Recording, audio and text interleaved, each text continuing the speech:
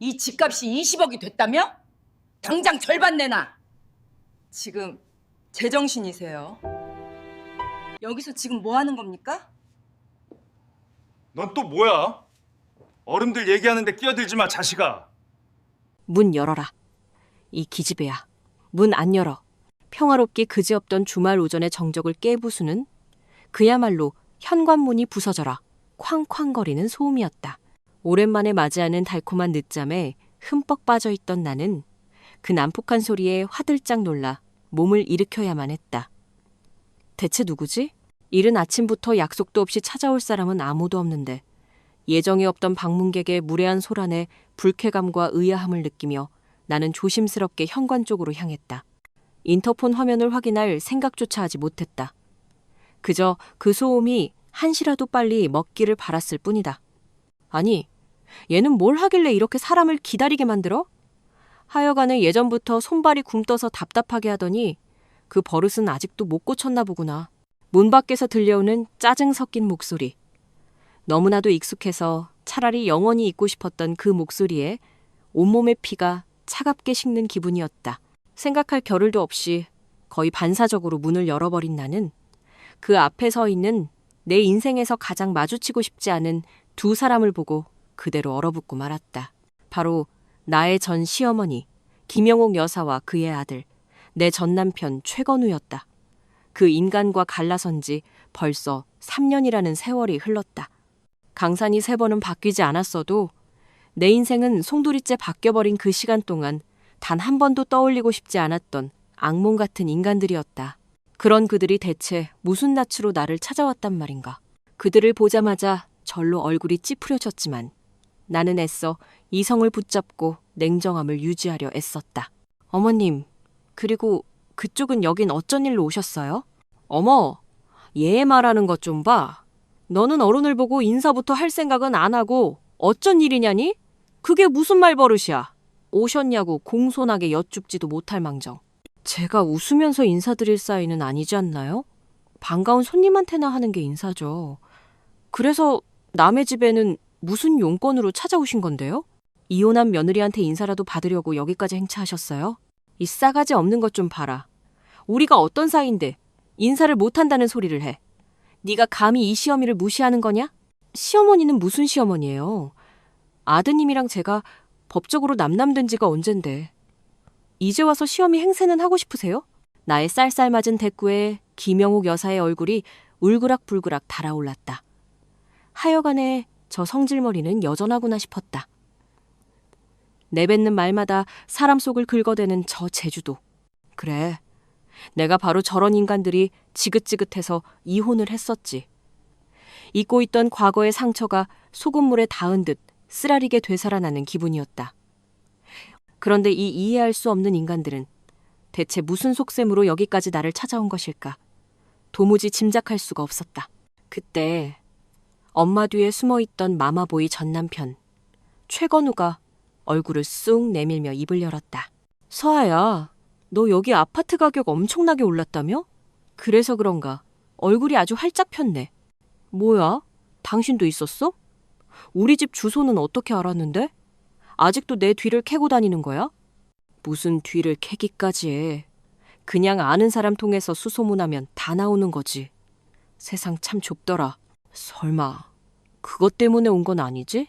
나는 제발 내 예상이 틀렸기를 바라며 두 사람을 쏘아보았다. 그 인간들이 나를 찾아오는 데에는 절대로 좋은 이유가 있을 리 없다는 사실을 지난 결혼 생활 동안 뼈저리게 깨달았기 때문이었다. 눈치는 빨라가지고 그래, 그것 때문에 왔다. 이 양심도 없는 기집애야. 집값이 20억 가까이 올랐으면서 어떻게 우리한테 연락 한 통 없을 수가 있어? 모른 척 입 싹 닫고 너 혼자 다 해먹을 생각이었냐?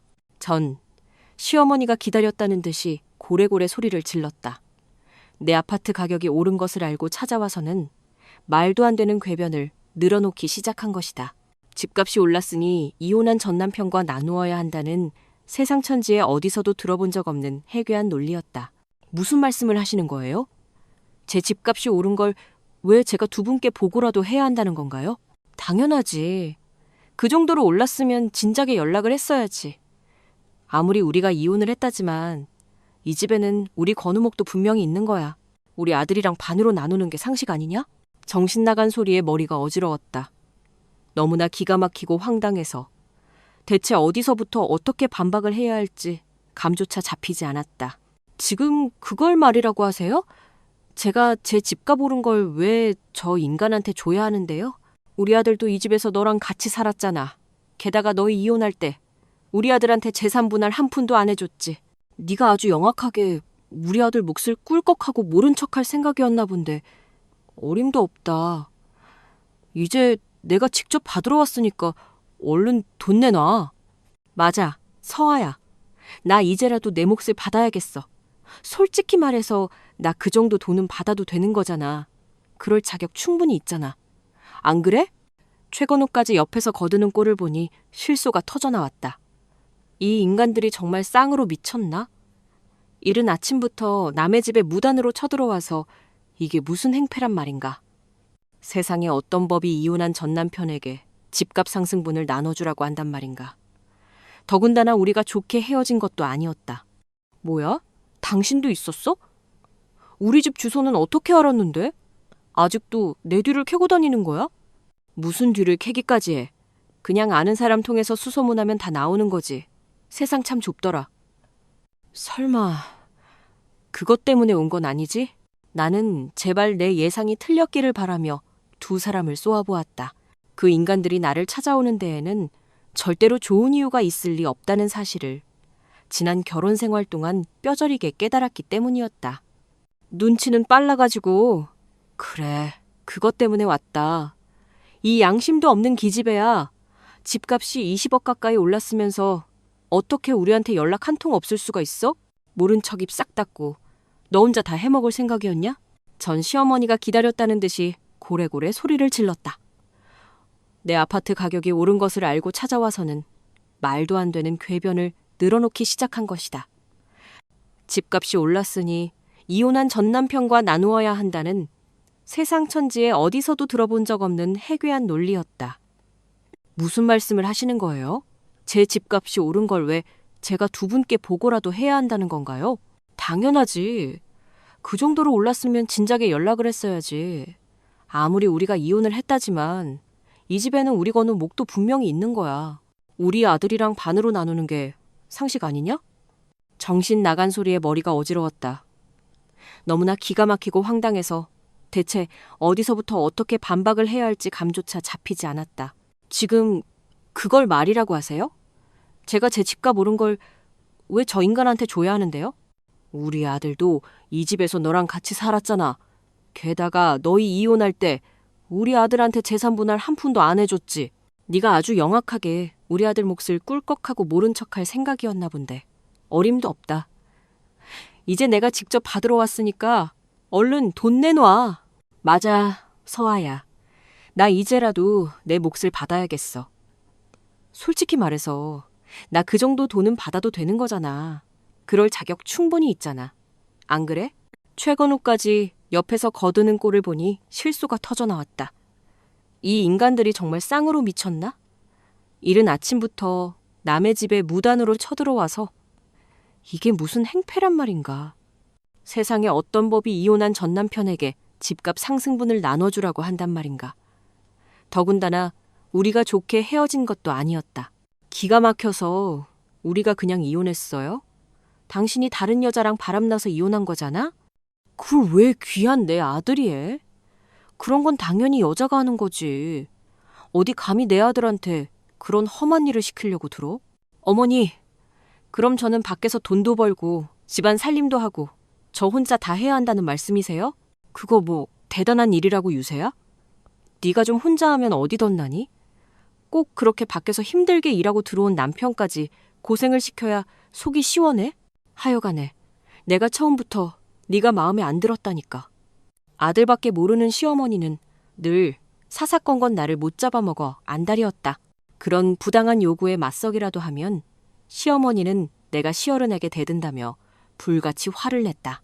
나는 잘못한 게 없다고 생각했지만 시어머니에게는 모든 것이 내 탓이었다. 그리고 남편은 그런 상황에서 중재자 역할은커녕 늘 자기 엄마 편에 서서 나를 비난했다. 서아야, 아까 그냥 좀 참지 그랬어. 왜 굳이 엄마한테 그렇게까지 대들어서 일을 크게 만들어? 뭐? 그럼 저런 부당한 상황에서 내가 그냥 입 다물고 듣고만 있어야 한다는 거야? 내가 어머님한테 그 정도 이야기도 못해? 당신이야말로 내가 어머님한테 대들기 전에 먼저 좀 말려줬어야지. 어머님이 나한테 소리 지르실 때 당신은 어떻게 가만히 있을 수가 있어? 아니, 내가 그 상황에서 엄마한테 뭐라고 말을 해? 내가 괜히 끼어들면 엄마가 얼마나 실망하시겠어. 안 그래도 내가 결혼하고 변했다고 서운해하시는 분인데 내가 당신 편이라도 들면 어떡하라고? 엄마랑 최대한 부딪히지 않고 사는 게 최선이야. 이게 다 당신을 위해서 그러는 걸 왜 몰라줘? 연애할 때는 하늘의 별도 달도 다 따다 줄 것처럼 굴던 남자가 결혼을 하고 남편이 되니 정말로 남의 편이 되어버렸다. 그에게는 나보다 시어머니가 항상 우선이었고 나는 그저 그런 시어머니와 남편 사이에서 참고 견뎌야만 하는 존재처럼 여겨지는 듯했다. 이럴 거면 내가 왜 결혼을 했을까? 나의 결혼 생활에 대한 깊은 회의감이 들기 시작했다. 심지어 남편은 아직 때가 되지 않았다는 시어머니의 말 한마디에 아이를 가질 계획까지 미루고 있었다. 우리 아기는 언제 가질 거야? 이제 신혼도 충분히 즐긴 것 같은데 슬슬 준비해야 하지 않을까? 내가 나이도 있고 조금 걱정돼서 그래. 글쎄. 엄마 말로는 결혼해서 적어도 5년은 지나봐야 안정이 된다고 그러시던데 우리 아직 2년밖에 안 됐잖아. 그게 무슨 소리야? 어머님이 당신한테 그런 말씀을 하셨어? 아무래도 아이 계획은 신중해야 하니까. 우리 관계가 더 단단해지고 부부로서도 부모로서도 완벽하게 준비가 되었을 때 아이를 갖는 게 좋다는 거지. 그러니까 우리 조금만 더 기다려보자. 기가 막혔다. 시어머니가 우리의 자녀 계획까지 간섭하려 들다니 나는 단 한 번도 생각해 본 적 없는 5년이라는 시간을 들먹이며 남편은 자기 엄마의 뜻을 따르려고 했다. 부부가 함께 결정해야 할 지극히 개인적인 문제를 왜 시어머니가 좌지우지하며 남편은 왜 그런 자기 엄마의 말만 맹목적으로 듣는 것인지 나는 이 결혼 생활에 더 이상 희망이 없다고 느꼈다. 그렇다고 한 번 한 결혼을 쉽게 물을 수도 없는 노릇이었다. 나 혼자서 소가리를 하며 엄청난 스트레스를 받아야만 했다. 그런데 아이러니하게도 시어머니의 그 어처구니 없는 억지가 결국에는 내게 도움이 될 줄은 꿈에도 몰랐다. 어느덧 결혼 3년 차. 시어머니 문제로 남편과의 관계가 최악으로 치닫던 바로 그 무렵. 나는 남편의 불륜 사실을 알아차리게 되었다. 최건우 씨, 이게 뭐야? 뭐가? 왜 또 그래? 당신 카드 명세서에 찍히니 숙박업소 결제 내역. 이거 뭐냐고. 어느 날 남편의 서재를 정리하다가 책상 위에 놓인 카드 대금 명세서를 우연히 보게 되었다. 너무 지저분해서 무심코 정리를 하려고 했던 것인데 그 명세서에서 낯선 숙박업소의 결제 내역을 발견한 것이다. 나는 결혼하고 나서 남편과 단 한 번도 외박을 한 적이 없었다. 심지어 날짜를 확인해 보니 그날은 남편이 시어머니를 챙겨야 한다며 집을 비웠던 바로 그날이었다. 시어머니 건강이 안 좋으시다며 간병을 하겠다고 나갔던 남편이 생뚱맞게 웬 모텔에서 카드를 긁은 것이다. 그것을 본 순간 나는 단번에 남편의 외도를 확신할 수밖에 없었다. 당신 이거 뭐냐고 묻잖아. 이건 그냥 별거 아니야. 출장 나갔다가 너무 피곤해서 잠깐 출장? 당신 여기 찍힌 시간이 몇 시인지는 보고 말하는 거야? 밤 10시에 무슨 출장을 가서 모텔에서 쉬어? 그리고 이날 당신 어머님 간병하겠다고 나간 날이잖아. 설마 어머님 모시고 모텔이라도 갔다는 거야? 나의 허를 찌르는 질문에 남편은 아무 말도 하지 못했다. 원래부터 그는 거짓말이나 변명에 소질이 없는 어수룩한 인간이었다. 결국 남편은 더 이상 버티지 못하고 마지못해 자신의 불륜 사실을 순순히 시인했다. 미안해 서아야. 그냥 딱 한 번 실수였어. 당신도 알잖아. 내가 거짓말하면서까지 당신을 속일 만큼 간이 큰 놈도 아닌 거. 제발 그냥 한 번만 용서해주면 안 될까? 용서? 지금 나더러 바람 피운 남편을 용서하라고? 내가 아무리 속이 없어도. 그렇지. 어떻게 남편의 불륜을 용서해? 그러게 거짓말도 못하는 인간이 무슨 자신감으로 바람을 피웠어? 거기다 당신 어머니 핑계까지 대면서? 설마 어머님도 알고 계셨던 건 아니지? 아니, 그게 엄마가 당신한테는 들키지 말라고 해서. 맞다. 엄마가 오늘 저녁 같이 먹자고 하셨는데 내가 자기한테 말한다는 걸 깜빡했네. 어머님이? 우리 저번 주말에도 어머님이랑 같이 식사했잖아. 오늘은 그냥 우리 둘이 시간 보내면 안 될까? 그래도 엄마가 먼저 말씀하셨는데 어떻게 거절해? 오늘은 그냥 엄마랑 같이 먹자. 엄마가 내가 없으면 너무 쓸쓸해하셔. 이럴수록 우리가 더 잘 챙겨드려야지. 그럼 우리 둘만의 시간은 언제 가져? 나 당신이랑 데이트하고 싶어서 그런 건데. 우리 결혼하고 나서 단둘이 보낸 시간이 손에 꼽을 정도잖아. 에이, 우리 이제 부부고 매일 얼굴 보고 사는데 그게 무슨 상관이야. 밤마다 한 침대에서 자는 걸로는 부족해? 우리 서아 욕심쟁이네. 결혼 전에는 그렇게 나를 쫓아다니고 하루라도 못 만나면 큰일이라도 날 것처럼 안달하던 남자가 결혼 후에는 내게 시간을 쓰는 일을 눈에 띄게 줄였다. 그 모든 이유는 바로 홀로 계신 시어머니 김영옥 여사 때문이었다. 처음에는 나도 어머님이 걱정되어 며느리로서 도리를 다하려 노력했다.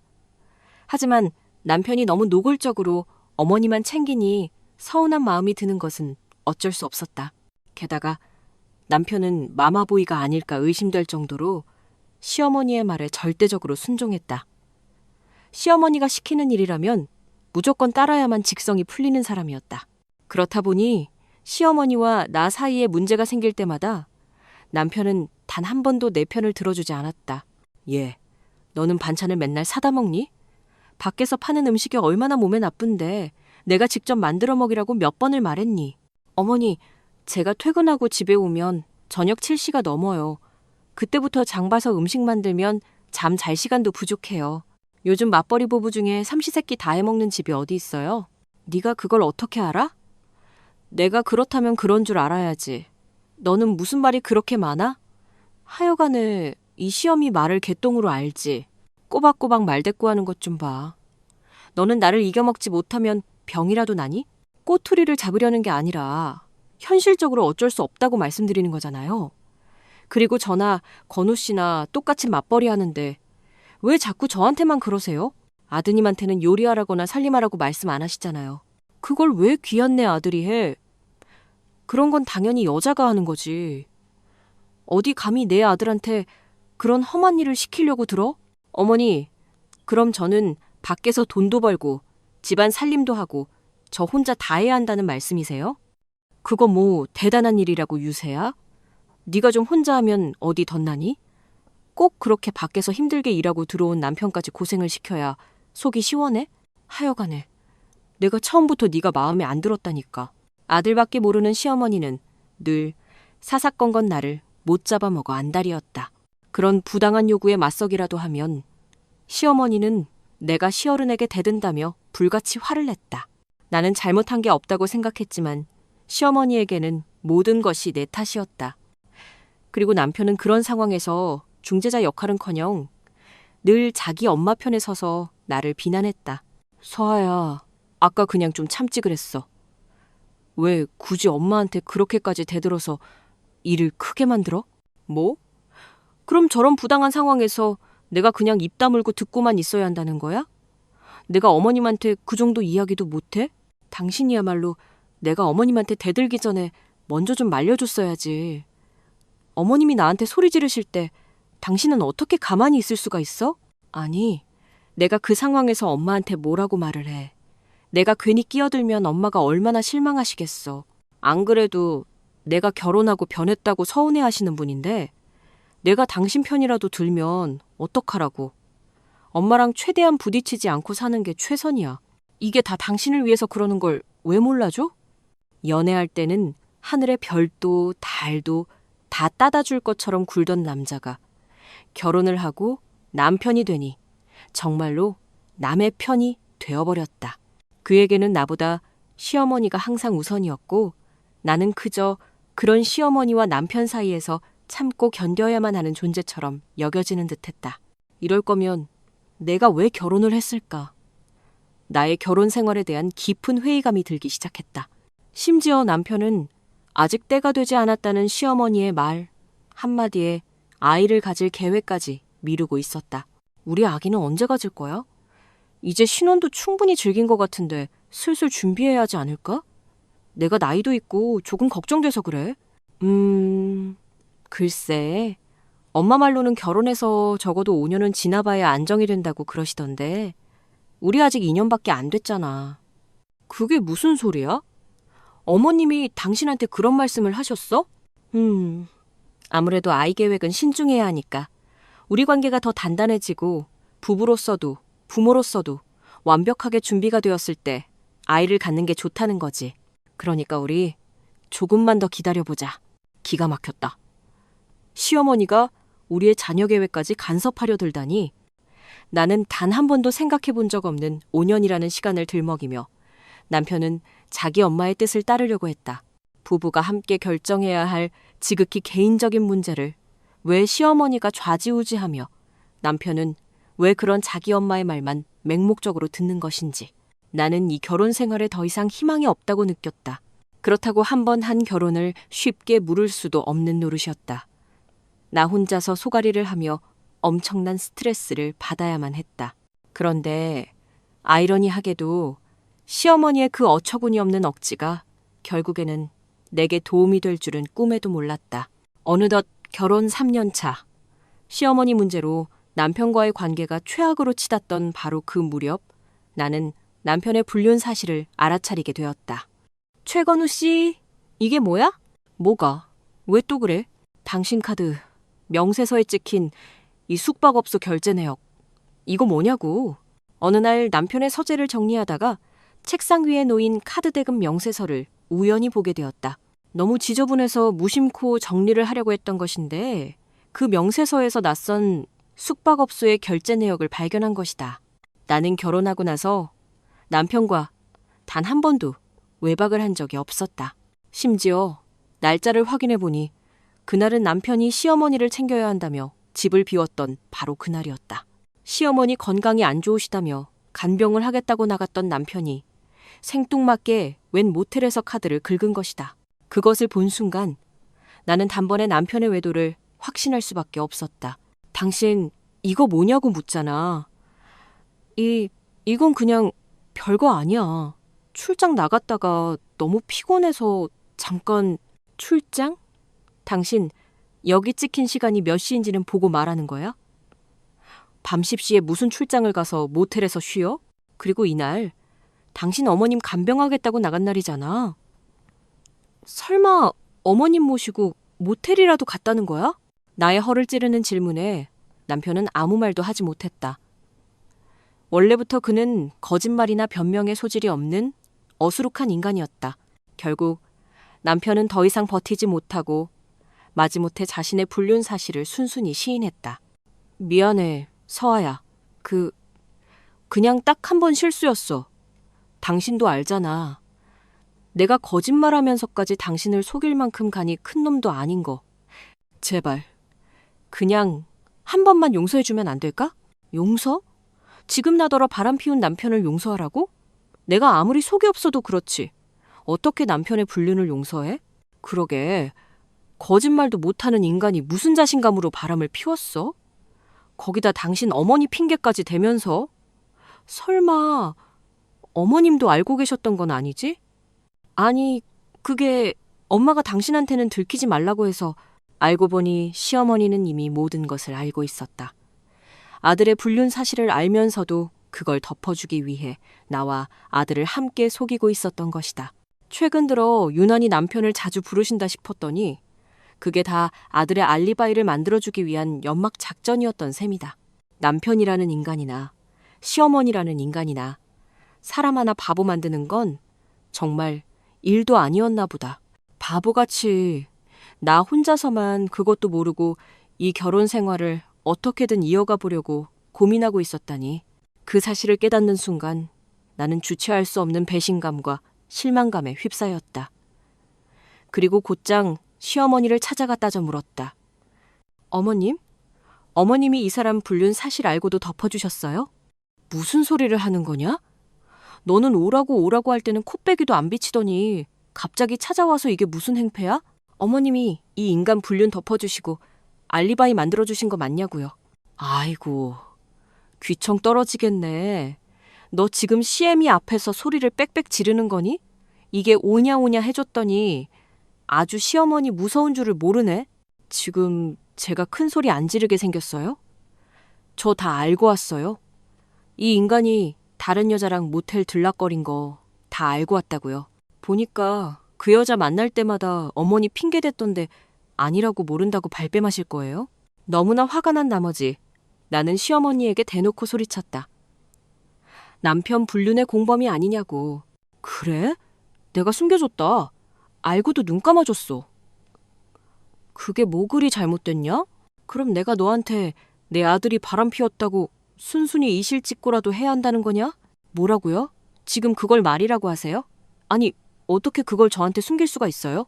다른 것도 아니고 아들이 다른 여자를 만나고 다니는데 그걸 꾸짖고 바로잡지는 못할 망정 숨겨주고 방패막이가 되어줘요? 그게 부모로서, 시어머니로서 할 짓인가요? 변명할 의지조차 없는 시어머니는 사실을 인정하면서도 내게 단 한 톨의 미안함도 보이지 않았다. 역시 그 부모의 그 자식이었다. 다들 정말 뻔뻔하기 짝이 없네요. 결혼해서 아내가 버젓이 있는데도 다른 여자 만나고 돌아다니는 저딴 인간이나 그런 아들 낳아 기르면서도 뭐가 잘못된 건지 모르는 당신이나 아주 둘이 똑같아요. 똑같아. 뭐라고? 너 지금 뭐라고 그랬어? 이게 어디서 시애미한테 막말이야. 당신? 너 지금 나를 당신이라고 불렀니? 쌍욕 안 나온 걸 다행으로 아세요. 그럼 제가 지금 이혼할 마당에 당신 같은 시어머니를 깎듯이 어머님이라고 불러야겠어요? 미친 할망구라고 하지 않은 것만으로도 다행인 줄 아세요? 뭐야? 이 기집애가 정말 돌았나?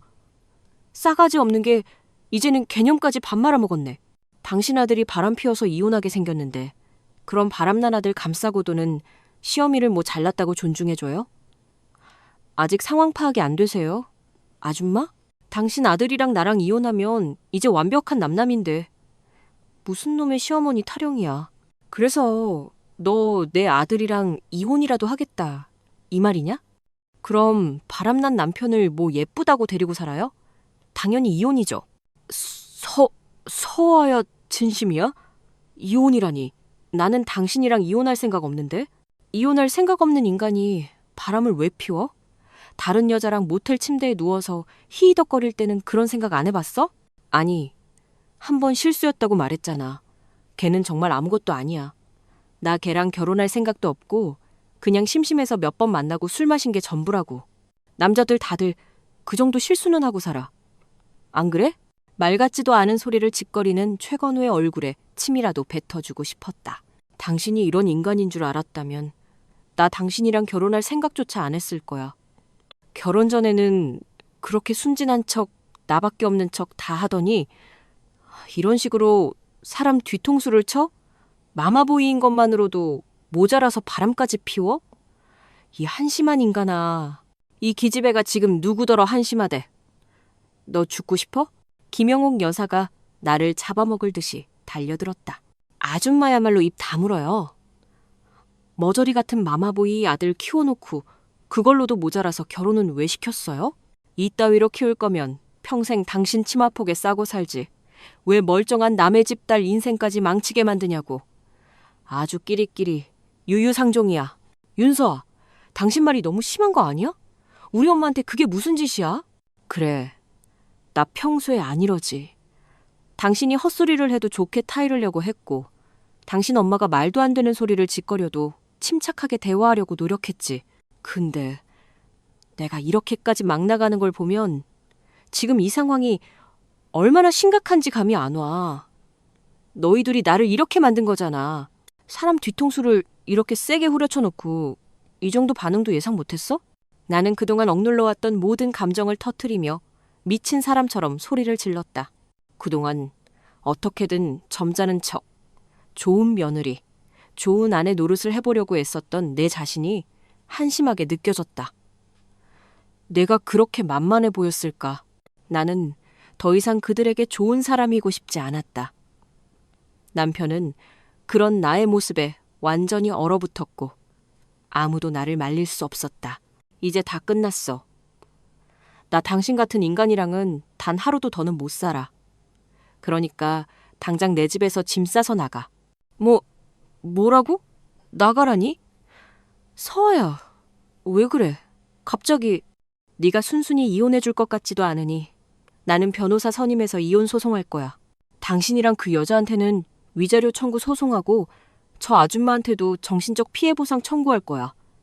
그러니까 너는 당장 내 집에서 짐이나 싸들고 나가라고. 뭐야? 네가 뭔데 내 아들더러 집을 나가라 말아야. 내가 그동안 별말 안 했더니 잊으셨나 본데 당신 아들이 얹혀 사는 그 집? 누구 집이죠? 그랬다. 우리가 살던 부산 해운대 마린시티의 그 아파트는 바로 내 집이었다.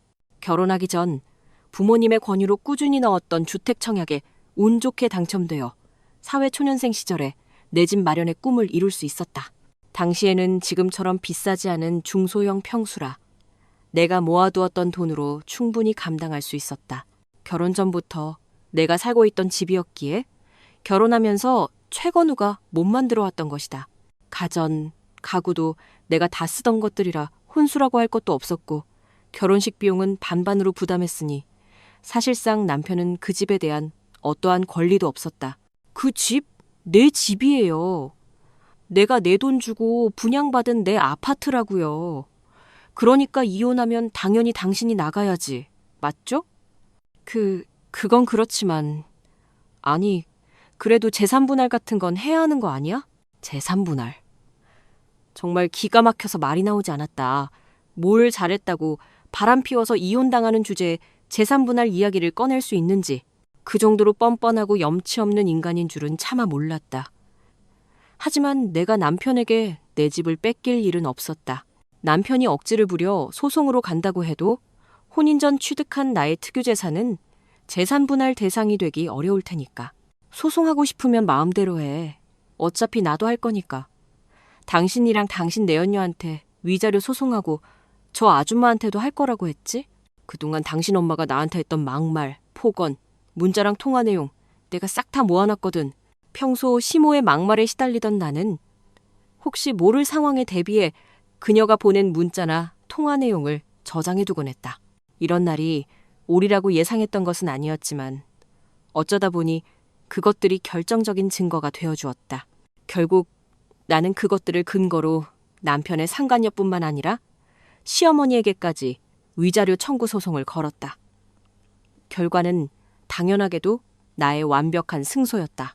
나는 그들에게서 수천만 원의 위자료를 받아냈고 변호사의 도움을 받아 그 지긋지긋한 혼인관계를 무사히 정리할 수 있었다. 그 후로 다시는 그 인간들을 보지 않고 살게 될 줄 알았다. 그런데 3년 만에 그 인간들이 나를 다시 찾아온 것이다. 집값이 그렇게나 올랐으면서 너 혼자 다 처먹고 입 닦으려고 그랬어? 너도 참 양심 없다. 이혼할 때도 우리 아들 맨몸으로 내쫓더니 여기서 이렇게 혼자 잘 먹고 잘 살고 있었냐? 양심도 없는 것. 20억이나 올랐으면 절반은 줘야 할 거 아니야? 우리 아들이 호구로 보이냐? 나에게 단 하나의 좋은 기억도 남겨주지 않은 그들이 다시 내 앞에 나타났다. 어디서 들었는지 내 아파트 가격이 엄청나게 올랐다는 것을 알고 그것을 반으로 나누자며 찾아온 것이다. 처음부터 내 돈으로 산 아파트를 왜 바람까지 피워서 이혼당한 전 남편과 나누어야 하는지. 나는 기가 막혀서 헛웃음만 나왔다. 원래부터 상식이 통하지 않는 사람들이라는 것을 알고 있었기에 나는 동네가 시끄러워질까 싶어 어쩔 수 없이 두 사람을 집 안으로 들였다. 밖에서 소란 피우지 마시고 일단 안으로 들어오세요. 앉아서 제대로 이야기 좀 해보자고요. 그래, 네가 드디어 말이 좀 통하는구나. 안 그래도 내가 너한테 할 말이 아주 산더미 같거든. 어디 다 같이 둘러앉아서 허심탄회하게 이야기 좀 해보자. 나는 그 두 인간을 집 안으로 들였다. 그래, 얘기가 길어질 것 같으니 어디 앉아서. 당신 인테리어 새로 했어? 집이 아주 새 집이 됐네. 남이사 인테리어를 하든 말든 무슨 상관이야. 그리고 아줌마, 왜 남의 집 소파에 함부로 앉아요? 내가 당신더러 거기 앉으라고 허락한 적 없는데. 집 안으로 들이자마자 제 집인 양 거만하게 구는 그들의 행동에 나는 참지 않고 소리를 질렀다. 들어오라고 할 때는 언제고 왜 또 갑자기 난리야? 그리고 어차피 곧 내 아들이 절반을 나눠받을 집 아니냐? 그럼 내가 이 소파에 앉을 자격도 충분히 있는 거지. 나눠받기는 누가 나눠받아요? 누가 나눠준대요? 김칫국부터 마시지 말고 냉수나 마시고 정신이나 차리시죠. 서아야, 너 왜 이렇게 빡빡하게 굴어? 좋게 이야기 좀 해보자고 집으로 들인 거 아니었어? 아니, 나 당신들이랑 길게 이야기할 생각 전혀 없는데? 당신들 같은 인간들은 말이 안 통하니까 좋은 말로 해서는 안 되겠다 싶어서 들인 거야. 당신들 같은 도둑놈 신부를 가진 사람들은 상대해줄 사람이 따로 있거든. 나는 바보가 아니었다. 아무 생각 없이 그들을 집 안으로 들인 것이 아니었다. 나 대신 이 진상들을 상대해줄 사람이 이 집안에 따로 있었기 때문이다. 그리고 바로 그 순간 안방문이 열리며 한 사람이 걸어 나왔다. 여보, 무슨 일이야? 밖이 왜 이렇게 소란스러워? 누가 왔어? 자기야, 얼른 좀 나와봐. 여기 이 사람들 좀 어떻게 해줘. 왜 그래? 대체 누군데 그래? 방에서 나온 사람은 다름 아닌 나의 새로운 남편, 강도윤이었다. 나는 1년 전 지금의 남편을 만나 재혼에 성공했다. 그리고 지금 나는 그 누구보다 행복한 신혼 생활을 즐기고 있었다. 그날도 남편과 함께 달콤한 늦잠에 취해 있었는데 우리의 소중한 휴식을 전 남편과 전 시어머니가 무참히 깨뜨린 것이다. 나는 남편을 믿고 그들을 집 안으로 들였고 우리의 소란스러운 대화를 듣고 남편이 잠에서 깨어나온 것이었다.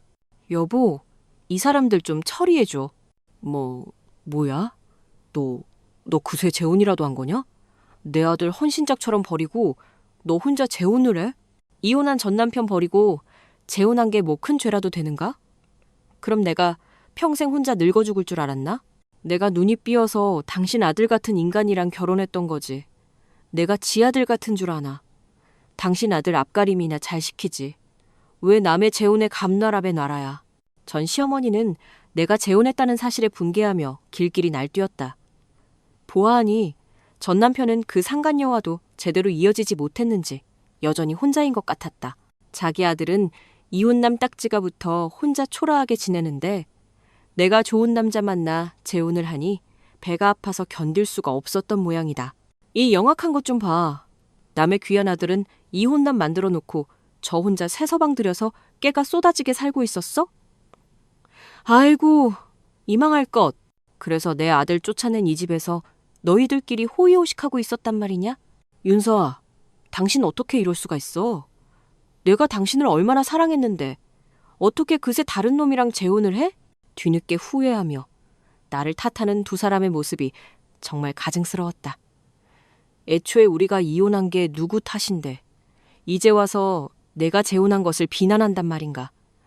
똥 묻은 개가 겨 묻은 개 나무란다더니 당신들이 지금 내 욕할 처지나 돼요? 애초에 우리가 왜 이혼했는데? 당신이 바람 피워서 그런 거 아니야? 내가 당신처럼 불륜을 저지른 것도 아닌데 재혼을 하건 말건 당신들이 무슨 상관이냐고. 그래도 그렇지. 정말 너무하네. 너무한 건 당신들이지. 이혼 소송 다 끝나고 위자료 지급까지 완료된 마당에 이제 와서 찾아와서는 뭐? 집값이 올랐으니 돈을 내놓으라고? 그런 헛소리나 짓거리는 당신들이야말로 사람이야? 네 아들 인생 망쳐놨으면 그 정도 책임은 져야 할 거 아니야? 됐고 돈이나 내놔. 너희 이혼할 때 재산분할도 제대로 안 했잖아. 그러니까 이제라도 제대로 하자고. 집값이 20억 올랐으니 그중에 10억은 내 아들 목 아니냐? 그 돈 당장 내놔. 2년아. 전 시어머니는 여전히 정신을 못 차리고 돈 타령만 해댔다. 감히 내 남편이 누구인지도 모르고 말이다. 그때 조용히 상황을 지켜보던 내 남편이 나섰다. 당신들 대체 뭡니까? 뭔데 남의 집까지 무단으로 쳐들어와서 행패를 부리는 겁니까? 너는 또 뭐야? 이 자식아? 네가 서아 새 남편이냐? 나는 서아 전 남편이다. 이 자식아. 나보다 별로 잘난 것도 없어 보이는구만. 네가 뭔데 서아랑 결혼을 해? 너 어디서 굴러먹다 온 놈이야? 전 남편은 막무가내로 내 남편에게 시비를 걸며 달려들었다. 내 남편은 오랫동안 유도를 연마해서 다부진 체격에 키도 190cm에 가까운 장신이었다. 그런데 저 왜소한 전 남편이 대체 뭘 믿고 저렇게 기세등등하게 덤벼드는지 어이가 없었다. 아니나 다를까 무작정 주먹을 휘두르는 전 남편을 내 남편이 가볍게 제압해버렸다. 말보다 주먹부터 나가는 걸 보니 질이 상당히 안 좋은 사람이네. 당신 이거 폭행죄에 해당한다는 거 압니까? 이 사람들이 법 무서운 줄 모르고 함부로 날뛰네. 그리고 아주머니가 지금 떠드는 그 말들 전부 협박죄가 될 수 있다는 건 아십니까? 내 아내한테 함부로 말하지 마시죠. 이놈이 지금 뭐라는 거야? 너야말로 내 아들 손목 안 놔? 내 놈이 뭐라도 된다고 그따위 소리를 해? 아이고, 네가 뭐 경찰이라도 되냐? 어디서 법 타령이야? 맞아요. 제 남편 경찰이에요. 뭐라고? 그게 무슨 소리야? 경찰이라니? 우리 남편 부산경찰청 강력팀장이라고. 이 할망구야. 노망나서 귀까지 먹었어? 그러게. 현직 경찰 앞에서 어디 감히 행패를 부려. 당신들 정말 콩밥 먹고 싶어서 환장했어? 그랬다. 내 남편은 바로 경찰이었다. 그것도 흉악 범죄를 다루는 강력계 형사. 그것도 팀장이었다. 나쁜 범인들 잡느라 늘 바쁜 남편과 오랜만에 달콤한 휴식을 보내고 있었는데 저 한심한 인간들이 우리의 시간을 방해한 것이다. 남편의 정체를 밝히자 전 남편과 전 시어머니의 얼굴이 순식간에 하얗게 질리기 시작했다. 설마 하니 정말로 내 새 남편이 경찰일 줄은 꿈에도 몰랐던 것이다. 경찰이라고? 그게 정말이야? 아니, 서아야. 너 진짜로 경찰이랑 결혼했어? 왜? 나는 경찰이랑 결혼하면 안 되는 법이라도 있어? 그러게, 내가 함부로 까불지 말라고 했지. 당신들, 이제 큰일 났네. 나는 그 정도로 겁을 주면 두 사람이 겁을 먹고 금세 꼬리를 내리고 도망갈 것이라고 생각했다. 내 뒤에 현직 경찰 남편이 버티고 있다는 것을 알면 아파트 값을 내놓으라는 말도 안 되는 협박도 다시는 하지 못할 것이라고 생각했다. 그런데 내 예상보다 두 사람의 반응이 훨씬 더 심각했다. 내 남편이 경찰이라는 말을 듣자마자 두 사람은 그 자리에 못 박힌 듯 굳어서 아무것도 하지 못했다. 심지어 전 시어머니는 금방이라도 경기를 일으킬 듯 몸을 부들부들 떨고 있었다. 경찰이 그렇게까지 무서운 건가? 나는 그 두 인간의 과한 반응을 이해하지 못했다. 그런데 그때 내 남편이 생각지도 못한 말을 꺼냈다. 그러고 보니 이 사람들 어디서 본 것 같은데. 여보, 이 사람들 이름이 뭐라고 했지? 전 남편은 최건우, 전 시어머니는 김영옥. 왜? 당신 아는 사람이야? 최건우, 김영옥. 아니, 당신들이 왜 여기에 있어? 뭔가를 눈치챈 남편이 그들의 이름을 재차 확인했고 그 이름을 듣는 순간 남편의 눈빛이 매섭게 변했다. 그는 곧바로 전 남편의 팔을 꺾어 완벽하게 제압했다. 여보, 이 인간들 절대 도망 못 가게 막아. 이 인간들, 내가 몇 달 동안 찾아 헤매던 그 사기꾼들이야. 뭐라고? 사기꾼이라니? 그게 무슨 소리야? 이 인간들, 부산 일대에서 전세 보증금으로 사기치고 다니는 전문 사기단이라고. 그동안 행방이 묘연해서 수사에 애를 먹고 있었는데 제발로 여기를 찾아왔어. 전 남편과 전 시어머니가 사기꾼이라는 남편의 말에 나는 너무나 당황스럽고 놀라서 입을 다물지 못했다. 밖에서는 파렴치한 사기나 치고 다니는 주제에 아무것도 모르고 현직 경찰이 사는 집을 제 발로 찾아온 그 상황이 너무나 어처구니 없고 웃겼다. 나는 그제야 집값이 올랐다고 돈을 달라고 찾아온 두 사람의 절박함이 이해가 되었다. 사기를 쳐서 도망 다니느라 돈이 궁해지니 이제는 하다하다 전처에게까지 와서 돈을 뜯어내려고 했던 모양이다. 전세 사기? 세상에, 당신들 참 별짓을 다 하고 다녔네요. 마누라 속여먹은 걸로도 모자라서 이제는 선량한 사람들 등까지 처먹고 다녀? 당신들 진짜 미쳤구나. 사기꾼이라니. 우리는 그냥 사정이 좀 있어서 그런 거지 일부러 사기를 치려고 한 게 아니라고. 맞아. 우리 아들이 너랑 이혼하고 나서 직장도 그만두고 하도 힘들어해서 집에 돈이 없으니까 쎄를 좀 놨는데 그 돈을 제때 못 돌려준 것뿐이야. 그냥 그뿐이라고? 그러니까 그게 전세 사기라는 거예요, 아줌마. 남의 피 같은 전세금 떼먹은 게 무슨 자랑이라고 그렇게 목소리를 높여? 그런 주제에 어떻게 딱 경찰 집으로 찾아올 생각을 했을까? 이거 뭐 나 잡아가쇼 하는 것도 아니고 이런 인연도 참 신기하네요. 그렇죠? 남편이 비웃으며 말했다. 그러게 겁도 없이 경찰 집을 찾아오다니. 당신들 정말 간도 크네. 오, 우리는 정말 아무것도 몰랐어요. 아니 저기 아무래도 우리는 이만 가봐야겠네. 서아야, 오랜만에 만나서 반가웠다. 우리가 괜히 신혼부부 방해한 것 같구나. 이제 그만 가볼게. 얘 건우야. 뭐하니? 얼른 나오지 않고. 전 시어머니가 슬그머니 자리를 피하려고 했지만 제 발로 호랑이 굴에 걸어 들어온 범죄자를 내 남편이 놓칠 리가 없었다. 무슨 소리를 하시는 겁니까? 가긴 어딜까요? 두 분은 저랑 같이 좀 가셔야겠습니다. 아니 왜요? 우리 그냥 보내주세요. 다시는 여기 안 찾아올게요. 조용히 갈 테니까 제발 그냥 보내주십시오. 돈 내놓으라고 억지 부릴 때는 그렇게도 목소리가 크더니 왜 이제 와서 말을 더듬는가. 내 남편이 경찰이라니까 이제 와서 무서워졌나. 근데 이걸 어쩌나. 우리 남편이 한번 눈에 들어온 범죄자는 절대 놓치는 법이 없는 사람이라서 당신들 이대로 곧장 경찰서로 직행해야 할 것 같은데. 서아야, 제발. 우리 좀 봐주면 안 되겠니? 그래도 우리가 한때 가족이었던 인연이 있는데 기어이 나를 감옥에 보내야 속이 시원하겠니?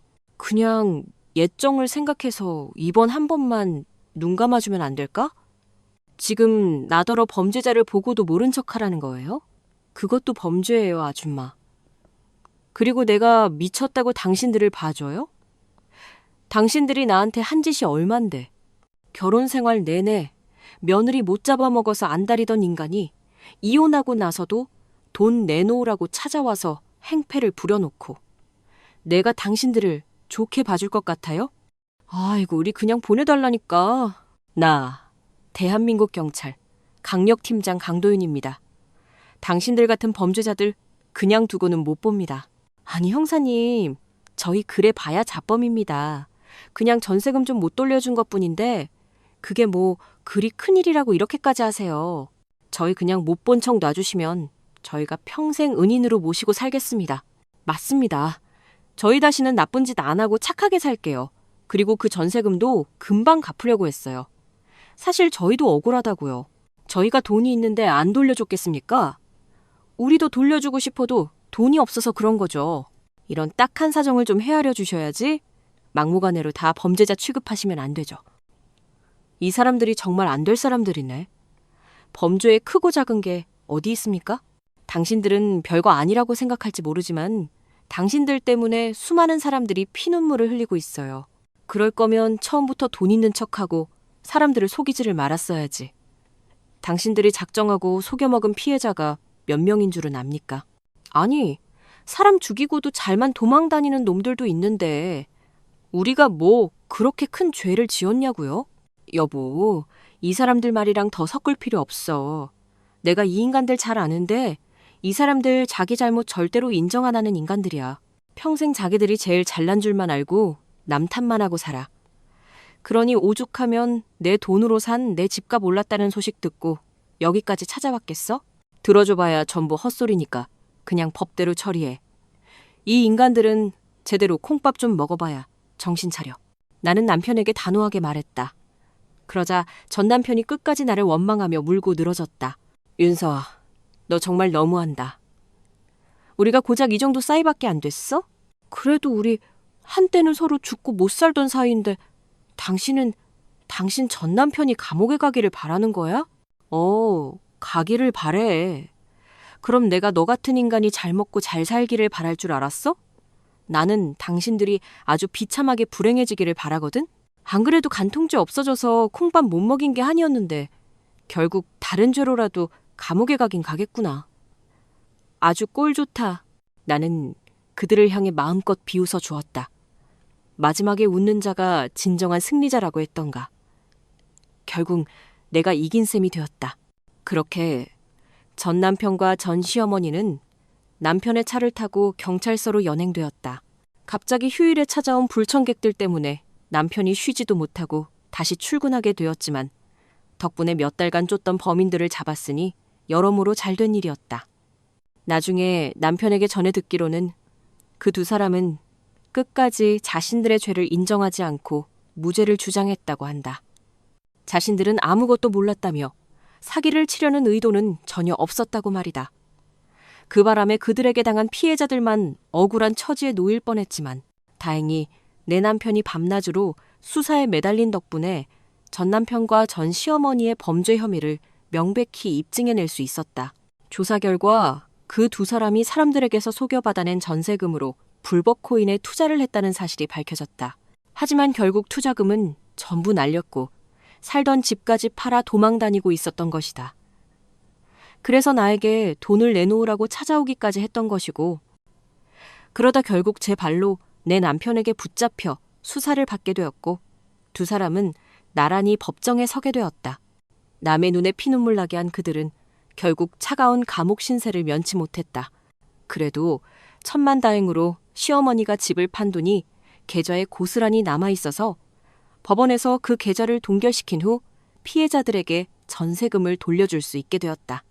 두 모자가 나란히 감옥에 가게 되었다는 소식을 남편에게 전해 들은 날, 나는 그제야 마음 편히 남편과 함께 축배를 들 수 있었다.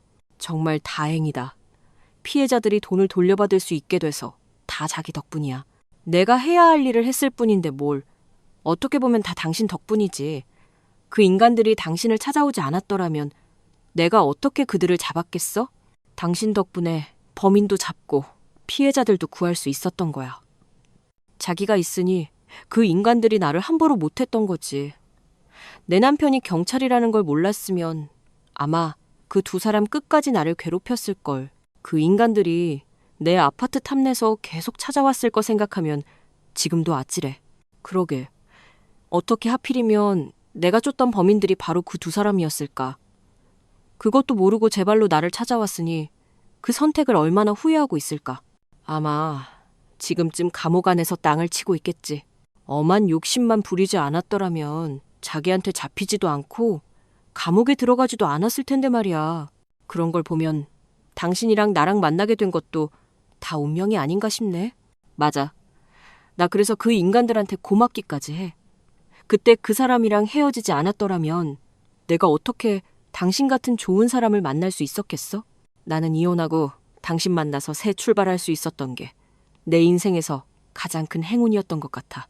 정말로 나는 그렇게 생각했다. 내가 전 남편과 이혼하지 않았더라면 지금의 남편을 만나지도 못했을 것이고 이런 행복과 안정감은 평생 모르고 살았을 것이다. 어쩌면 전 남편과 전 시어머니가 속썩이는 것을 애써 참아내면서 답답하고 불행한 결혼 생활을 꾸역꾸역 이어갔을지도 모른다. 그래서 나는 그 두 사람에게 고맙기까지 했다. 덕분에 지금의 남편을 만나게 해줬으니 말이다. 살아보니 악행은 언젠가는 반드시 벌을 받고 선하게 산 사람들은 어느 순간 그 보상을 돌려받는 때가 오는 것 같았다. 나도 전 남편과 이혼할 때만 해도 내 인생이 완전히 망했다고 생각한 적이 있었다. 하지만 지나고 보니 그 모든 시련이 내 인생의 자양분이 되어주었다. 한번 아픈 경험을 하고 나니 더 좋은 사람을 구별할 수 있는 눈이 생겼던 것이다. 그래서 지금의 남편도 만날 수 있었고 지금의 남편은 나를 헷갈리게 하는 사람이 아니다. 언제나 내게 확신을 주고 나의 흔들리는 중심을 굳건히 잡아주는 기둥 같은 사람이다. 그리고 얼마 전 그런 저희 부부에게 아주 기쁜 소식이 찾아왔다. 여보, 나 임신이래. 뭐? 그게 정말이야? 아니, 분명히 병원에서 어렵다고 그랬잖아. 그러니까 말이야. 그래서 다 포기하고 있었는데 어떻게 이런 일이 있지? 이건 정말 기적이야. 자기가 너무 좋은 사람이라서 하늘에서 복을 내려주셨나 봐. 여보, 나 지금 너무 행복해서 눈물이 날 것 같아. 가까운 나이에 나는 병원에서 난임 판정을 받았었다. 그래서 남편과 나는 아쉬운 마음을 접고 서로에게만 의지하며 살아가기로 다짐했었는데 얼마 전 기적처럼 저희에게 아이가 찾아온 것이다. 생각지도 못한 선물이었기에 저와 남편은 이 기적을 더욱 소중히 지켜내기로 약속했다. 그렇게 나는 사랑하는 남편의 따뜻한 보살핌 속에서 곧 태어날 아이를 기다리고 있다.